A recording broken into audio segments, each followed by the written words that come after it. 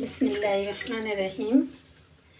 দেখেন, আজকে আমি একটা জিনিস দেখাবো। অনেকেই জানেন, আবার অনেকে জানে না হয়তো। আমি জানি অনেকে জানেন না, যেহেতু আমি দেখছি অনেকে রগ সহ মাছ কাটে। এই যে দেখেন, এখানে একটা রগ আছে। আমিও আগে জানতাম না। যখন ময়মনসিংহের এক আপু আমার মাছ কাটে, তখন ও আমাকে দেখাইছে যে এই জায়গায় একটা রগ আছে। এই যে এই রগটা, এই রগগুলা খাওয়া একদমই ভালো না।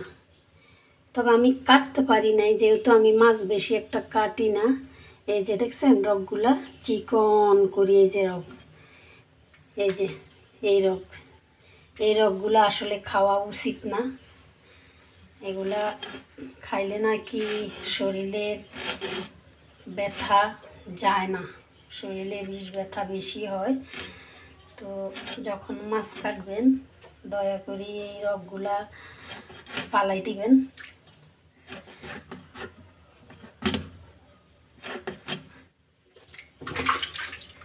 আমি সবসময় এই মাছের রগ পালাই দিই। আবার এই শিং মাছের মাথাও ফালাই দিই, কারণ শিং মাছের মাথা কিছুই থাকে না, কেমন একটা আইসটা আইসটা গন্ধ পাই। এই যে দেখেন রগটা আমি একটু কাছ থেকে দেখাই। এই যে দেখছেন রগ, এই যে। কেউ আবার বলবেন না শিখাচ্ছি না, আমি শিখাচ্ছি না, কারণ আমি নিজে তো কাজ জানি না। আমি আপনাদেরকে কি শিখাবো বলেন? জাস্ট আমি একটু দেখাই দিছি। এই যে আমাদের গ্রামে অনেকেই জানেন না যে এটার ভিতরে এই যে একটা রগ থাকে, ছোট চিকন একটা রগ থাকে। কারণ আমি আমার গ্রামের অনেক লোককে দেখছি, ওনারা এই শিং মাছের রগ ফালায় না, এইভাবেই খায়। যার কারণে আমি ভিডিওটা করলাম। কোনো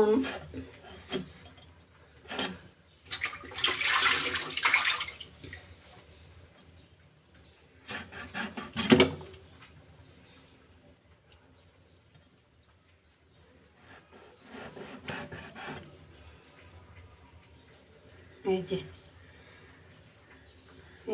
এই যে রগ,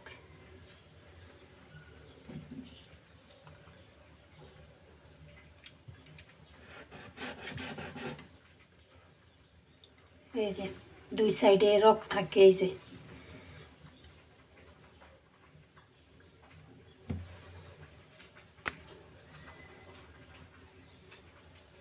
এই রগগুলা ফেলে তারপরে খাবেন।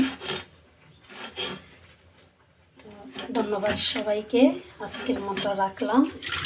আপনারা কেউ আবার কিছু মনে করবেন না প্লিজ।